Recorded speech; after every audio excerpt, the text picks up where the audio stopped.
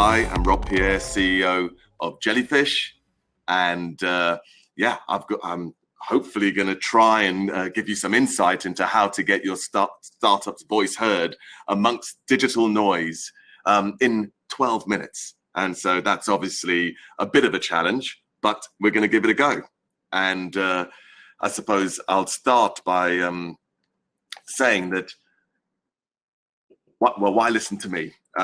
As I said, I'm Rob. I'm the CEO of a digital partner to many global brands, and we offer services around strategy, media buying, creative experience, data, measurement, training, you name it. Anything that can help brands market or promote their services through digital means.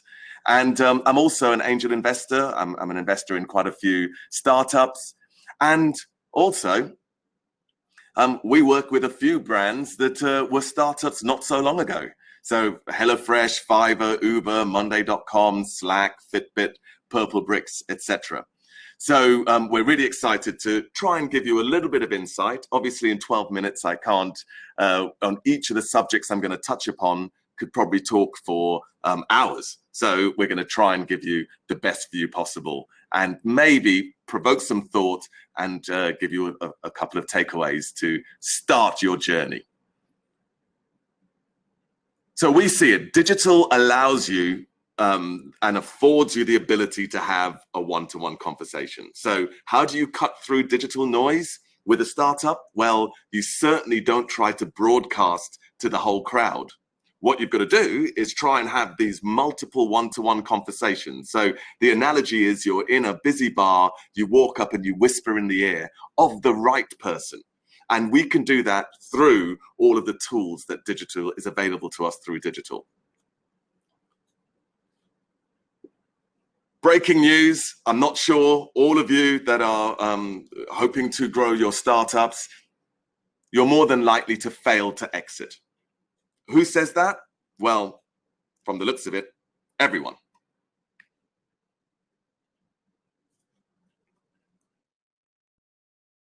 Oh, jumped ahead. Statistics telling us that yes, you can see A through to D, the chances become less and less as you go through. You look at medium and it's showing again the percentage likelihood to raise the next round or to exit is extremely low, and you can see it here. So I would say even if you're in Series G, the likelihood to exit and the likelihood to fail with an exit is 81.2%. So that's it. Thank you. Any questions? Of course, Chuck. The good news is we can improve your chances, and there is a way in which you can improve your chances. So the first thing we want to look at is why do these businesses fail? And you can find a multitude of reasons. You've got either it's the team, it's a poor product, there's no marketing need, or sorry, no market need, poor marketing, burnout. There's a number of reasons.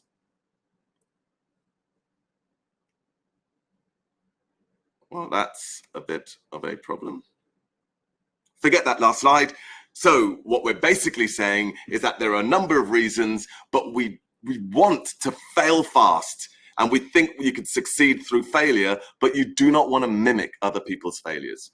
And there's a lot of literature out there and research and information to help you not mimic some of those failures. We're having virtual presentation technical difficulties. Go back. It's a delay. I think we're suffering a delay. Here's an example of one of the resources. So Failery.com, you can actually go on there and it's where it tells you about the founders and where they've made mistakes and the best one to learn from. It also breaks it down, if this catches up. Sorry about this.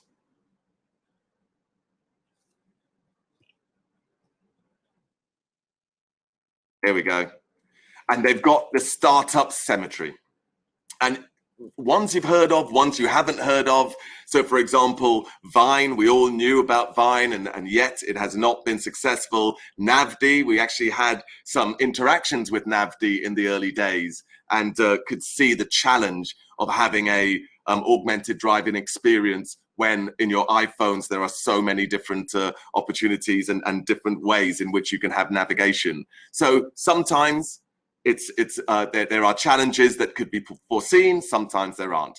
This is a resource where you can go in and you can actually sort by the failure cause, and you can start to learn about whether there are any commonalities in what you could see with your own businesses. So we're not mimicking those failures. And what I would say is we couldn't find an appropriate image for this particular slide, so we've gone with the fact that don't get in the ring, don't get in the arena, don't fight, don't go and bring a knife to a gunfight. You have some very well invested businesses and that could offer a similar service, but don't go in and fight them at where their strengths are. There's ways in which you can find your own way to target your own market and differentiate yourselves out there. Also, that age-old story where you've got a couple of photographers in a safari, and basically one says to the other, oh, okay, stay still, there's a lion coming. And the other one says, oh, stay still, are you kidding? I'm glad I'm wearing my sneakers. And the other photographer says, your sneakers? Mate, you cannot outrun a lion. And of course he says, I don't need to outrun the lion, I just need to outrun you. And that is not the case out in the marketplace. You do not just have to beat your closest competitor. Unfortunately, when it comes to the standards and the expectations out there in the digital world, they're benchmarking you against the likes of Facebook and Amazon. And so you're thinking about this, the usability, the site speed, the logistics, all that you get. It's not just the people selling a similar service or product, it is basically the entire experience. So there's a challenge there, and you've got to actually make sure that you're delivering a level of service that meets the expectation. You know, there's a famous saying that happiness is reality minus expectation. So what we're trying to do is we're trying to get in a situation where you can actually under-promise and over-deliver.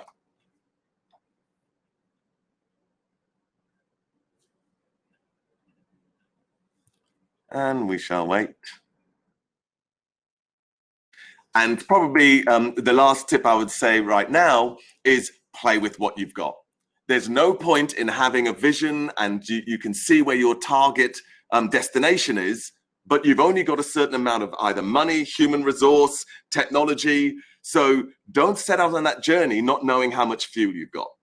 What you've got to do is have realistic expectations, plan, and make sure that you're utilizing the limited resources that you're likely to have in the best way possible. So what should you do? We're talking about all the pitfalls and things not to do. What should you do? Well, you need to build a hypothesis validating machine. What do we mean by that? Is that we want you to fail fast. We want you to have the infrastructure where you've got the data, you're informed, and you're able to make very quick decisions and pivot where necessary. But constantly think about where you're trying to go and what your hypothesis is. And really, your aim is to try and either validate or to disprove that hypothesis as quickly as possible and move on. And that way, hopefully it will lead to success. Why should you do that? Blank slide. That's why you should do it. If you look at your business model canvas and you're looking at the things, essentially you're trying to figure out, yes, you've created your startup because you know there's a gap in the market. The question is there a market in that gap?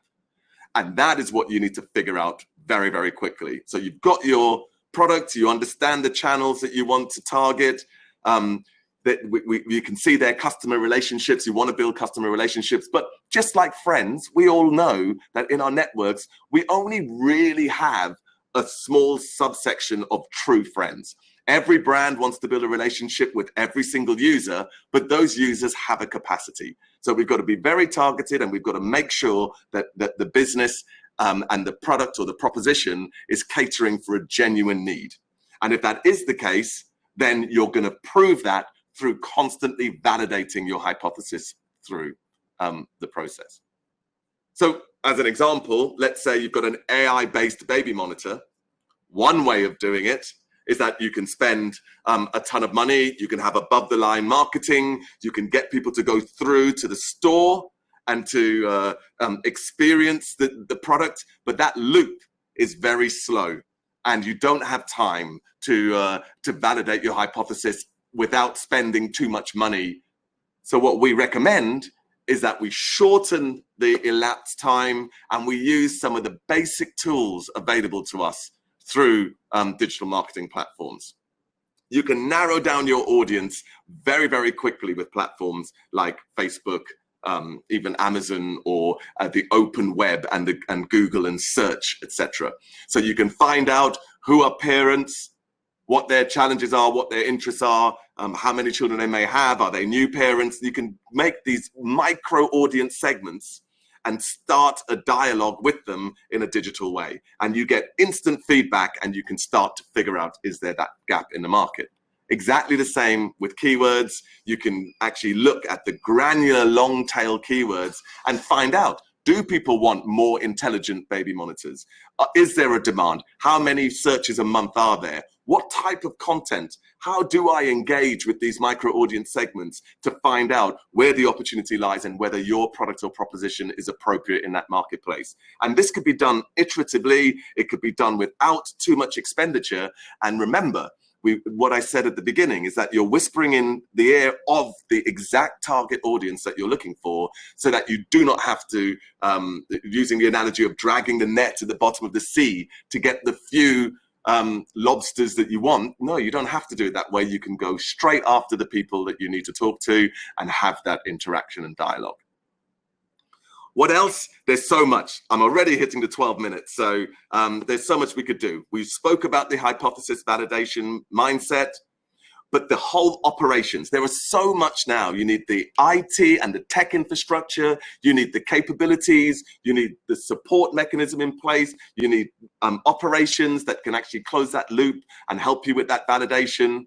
I really recommend that you need to own your data. So make sure that you're collecting that data. We've found many businesses where the data you collect is actually more valuable than the product or service in itself. The technology infrastructure, like I said, make sure that that is in place. Also, creative and assets in order to access all of those wall gardens that I was talking about, the Facebook environment, the Amazon environment, and the Google environment. You need to create a lot of different type of assets. And the old way of speaking, where you had a brand campaign, performance campaign, and CRM, I mean, that is practically like talking Shakespeare in the time of Shakespeare, because we want a single view of the customer. Of course, you've got to make them aware of your proposition, but you've got to seamlessly take them on that journey through to considering your product, trying your product, and then becoming an advocate and talking to others about it. And so all of this, like I say, each one of these subjects I can sit and talk to you for an hour or a whole day about. But this is more about just giving you the framework and to provoke thought and to get you thinking about what is necessary. So it's accessible.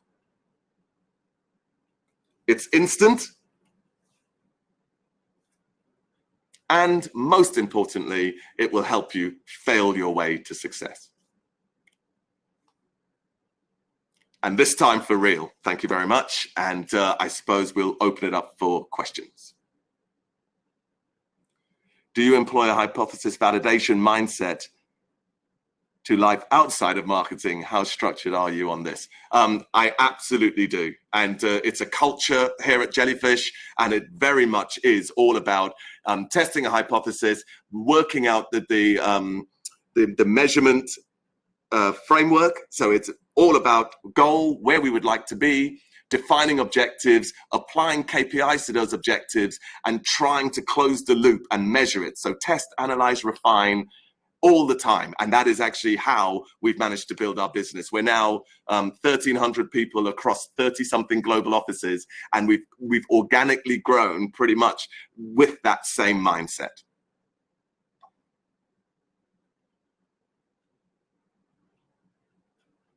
Thank you all for the very kind messages. Sorry it was only 12 minutes, and sorry I had to fly through, and sorry about the technical difficulties, but obviously I'm extremely passionate about this subject. And yeah, I wish you all the best of luck with your startups, or if you're investors, hope you choose the right ones and you can actually get them to apply some of these principles and be in that percentage of successful startups.